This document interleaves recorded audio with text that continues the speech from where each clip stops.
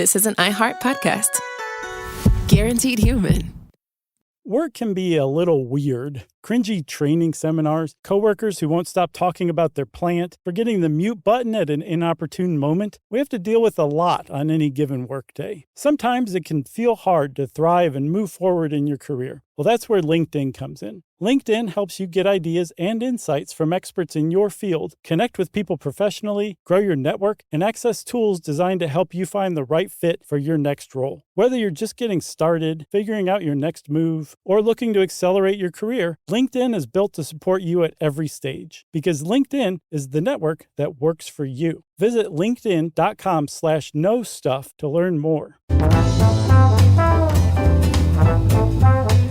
Hey, and welcome to The Short Stuff. I'm Josh, and there's Chuck, and it's just Josh and Chuck, and that's cool because we know what we're doing. We're professionals. We've been doing this for a while, haven't we, Chuck? Yeah, we're also New York Times best-selling authors. Isn't that nuts? That's one of the nicer feathers in our professional caps, I think. Yeah, and I mean, I knew that was a big deal, and I'm very proud of it and have been since it happened.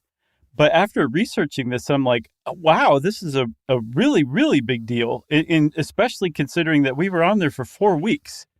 That's a big deal. I'm pretty proud of us for it, Chuck. Yeah, for sure. And the reason we mentioned that is because, not just to brag, humbly or otherwise, but because we're talking about the New York Times Bestseller List, which is, basically the industry standard for how good your book is doing and how sort of hot you are as an author in a snapshot of time or over time. And big thanks to HowStuffWorks.com for some of this, and Sophie Verschaw from Esquire magazine, who wrote a great article about just sort of the mysterious black magic that goes into compiling the New York Times list, even though the New York Times will say, it's just how many books are selling.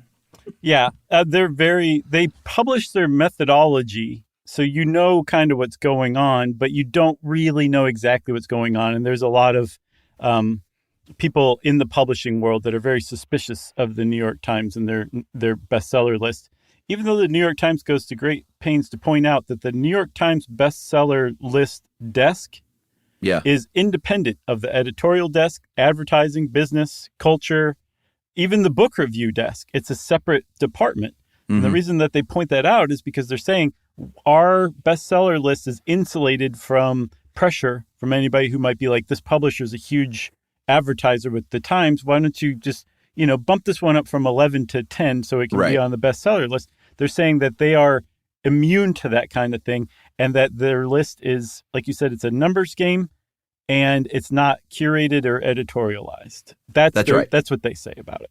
Yeah, and we'll get more into that stuff. But nuts and bolts wise, the list has multiple categories, and they all measure different sales types. There are 11 weekly lists, 7 monthly lists, and they are separated thusly. You have 3 categories of books: fiction, nonfiction, and children's books. Check. And then those are all subdivided as well. Fiction and nonfiction are broken down into hardcover, paperback, and then print and digital combined. And then nonfiction's broken down into there's another subcategory for how-to books, because I guess they just want those to live by themselves. Well, that's our list. Oh, were we a how-to? We were advice, how-to, and miscellaneous. I need a T-shirt that says that.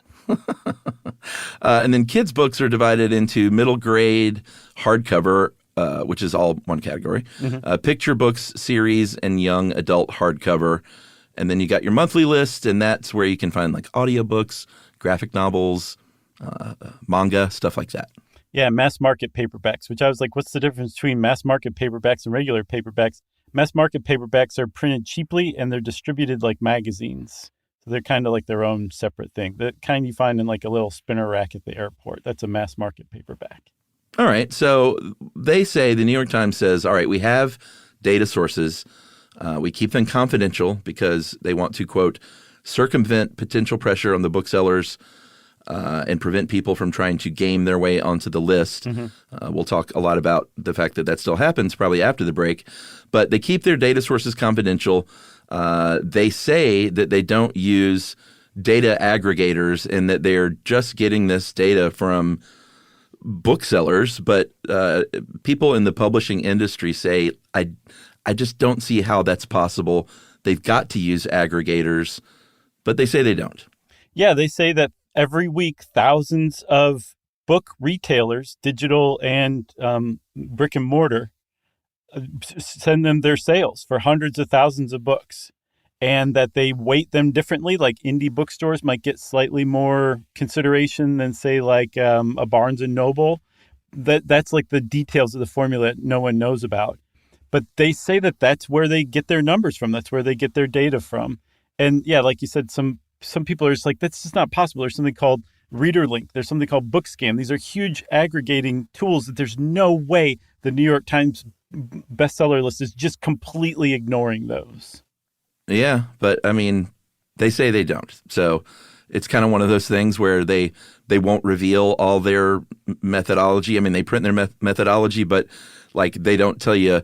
I saw it likened to like we kind of know what the formula for Coke is, but not the exact recipe. Yeah.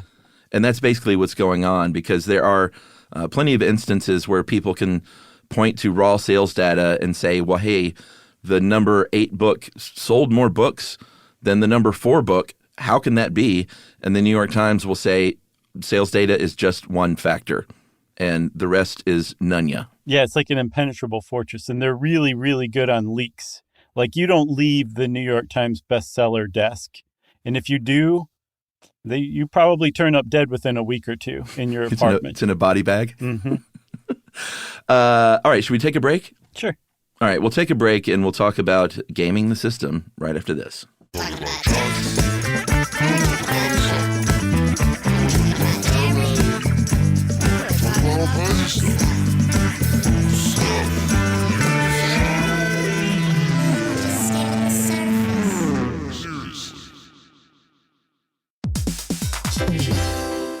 Hey everybody, here's a fact for you. In the United States, there is a break-in every 26 seconds, and that means that somewhere right now, an intruder is getting closer. And the problem with most security systems is that they only alert you after the break-in has started, and that's too late. Well, that's what makes SimpliSafe different. They use alerts. SimpliSafe's US-based live agents, they identify threats on your property and help deter them before they actually break in. So the intruder never gets into your house. The crime is stopped before it even starts. That's right. And another great thing about SimpliSafe is they have no long-term contracts. They give you peace of mind and great value with their monitoring deterrence plans because they just start at about $1 a day. Yeah, SimpliSafe sent us a setup years back, and I still use mine every day. Yeah, and apparently setup, you can do it by yourself in under 30 minutes, so it's a really good value and it doesn't take long. So if you want to experience the SimpliSafe peace of mind, you can take advantage of the SimpliSafe discount offered to Stuff You Should Know listeners. Right now, you can get 50% off your new system by visiting simplisafe.com/stuff. That's half off at simplisafe.com/stuff. There's no safe like SimpliSafe.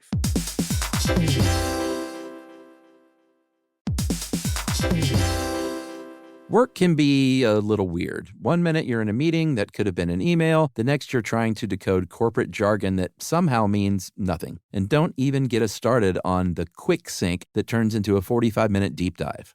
Yeah, well, the truth is figuring out your career isn't always straightforward. Whether you're trying to grow, pivot, or just stay relevant, it can feel like you're navigating it all on your own. Well, that's where LinkedIn comes in. That's right. LinkedIn can help you grow your career, helping you confidently navigate your path with insights, ideas, and inspiration from your professional community. You can stay up to date with the latest trends in your field, connect with people who get it, and discover opportunities tailored to your goals, your experience, and what actually matters to you. Whether you're looking for something new or just trying to grow where you are, LinkedIn gives you the tools and connections to move forward with confidence. Because LinkedIn is the network that works for you. Visit linkedin.com/knowstuff to learn more.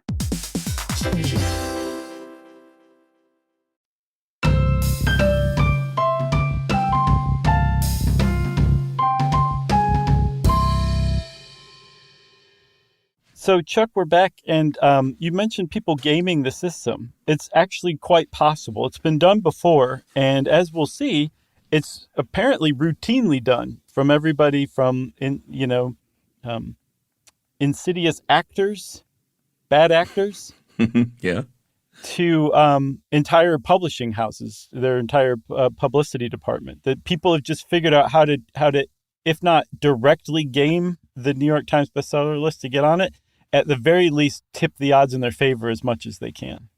Yeah, and one, legitimate way you can tip the odds in your favor is something that we did and basically everybody does now. It's called pre-orders. Mm-hmm. And that's why you hear authors hammering home pre-ordering is a really big deal. Like, we'd really love you to pre-order, because all of those pre-orders get rolled up into the week one sales. So the goal of any author is to land on that list, even if it's just that 1 week. And pre-orders are actually one reason why a lot of people are sort of 1 week and out. We did do pre-orders, so it's not like anything untoward. Everyone does it. Mm-hmm. But we were on for 4 weeks, so right. I felt like we had some sustained sales, which made me feel pretty good. That's one of the things that I turned up in this research that made me feel good about what we did. So, yeah.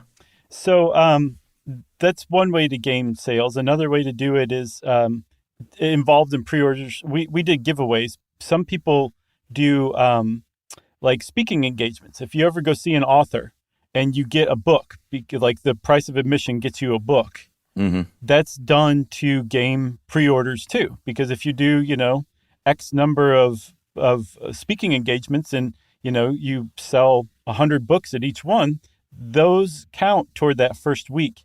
And that can add up significantly and help get you on that bestseller list too. There's other ways to do it that are much more insidious and ham-fisted.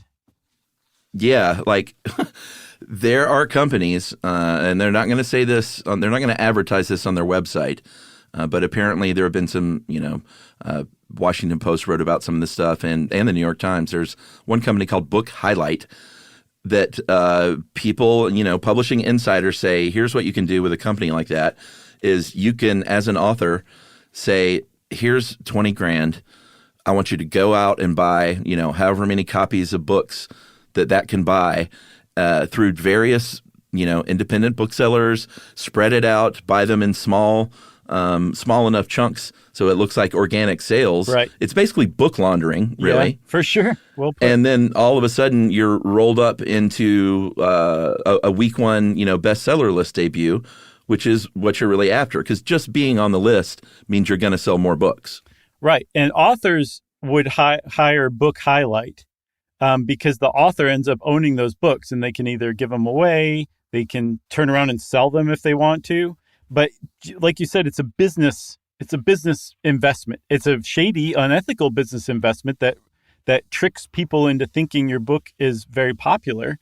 But it's something that can be done. And it has been done before. That's definitely an insidious way to kind of game the system. And the reason that you said they would go out and buy small amounts of books at a number of different booksellers is because the New York Times pays attention to bulk purchases. Yeah. They factor that in. So where if you have like a 1,000 purchase or 1,000 book purchase from like Amazon or something for your book, and that gets reported in your weekly sales, they take that into consideration. They basically say you're trying to game the system. But rather than not include those people, because again, the mission of the New York Times bestseller list is to reflect what the average reader out there in the United States is organically buying on their own, going to a retailer online or in person and buying a book. Rather than disinclude those people who are gaming the system by bulk purchases, they just put like a little dagger, a little cross next to their name. Mm-hmm. And the thing is, to that author and almost everybody who doesn't follow the New York Times bestseller list methodology, they're a New York Times bestseller. And so critics are like, don't even put those people on the list. You're still legitimizing what they're doing, even though you know they're gaming the system. Yeah, I also saw, though, where the dagger, which is essentially an asterisk, is sort of a kiss of death. Oh, really? Like if you're an author who got the dagger on the list, then everybody in publishing knows the deal. Oh, right. Yeah. If you're an author, but like I saw that it's, I think Sophie Verschow said it's most often used by business authors. They don't care about the publishing world. They care about their larger public-facing brand. Yeah, they said like health and wellness books, self-help books, diet books, and books authored by CEOs, those are some of the biggest abusers and dagger getters that are gaming the system. So if you see some dumb diet book or some self-help book that all of a sudden is like number 2 on the list, and you're like, how in the world is that selling more than whatever the Harry Potter book is? It's probably because they've gamed the system, and look for that dagger. That dagger's probably there. Another few people that have been daggered recently, and this is another way you can do it, is Donald Trump Jr. The RNC bought $100,000 worth of his books in week 1, and Jared Kushner, there was a pro-Trump PAC that bought $158,000 worth of his books in week 1. So they got the dagger. Multiple CEOs, Howard Schultz of Starbucks, he got a dagger. All these daggers around. And like you said, I think for the ego of some of them, they don't care. No, they don't care. And also they don't care about the publishing world. They're just stepping into it to use the publishing world to boost their larger brand, right? And so that's the big criticism is people who do bulk purchasing. It's like the New York Times bestseller list shouldn't even include them. Yeah. Because not only is it's rewarding somebody who's gaming the system, you're also leaving off people who are actual like authors. That's their job. So being on the New York Times bestseller list is a really big deal for them, and being left off in favor of somebody who gamed the system is that much more bitter. Yeah. Absolutely. One thing I do know, stuff you should know, no dagger. No dagger. We did not game the system. We did not. You got anything else? No. I mean, thank you for everyone who bought books and helped us accomplish that goal, because it's not like we did it. No, we definitely did not. We did not. I didn't buy any of them. I got mine for free. Did you buy any? I bought a couple as gifts, but I don't think that had much of an impact. Yeah, those 2 pushed it over the edge. Exactly. You got anything else? I have nothing else, sir. Okay, everybody, Short Stuff is out. Stuff You Should Know is a production of iHeartRadio. For more podcasts from iHeartRadio, visit the iHeartRadio app, Apple Podcasts, or wherever you listen to your favorite shows.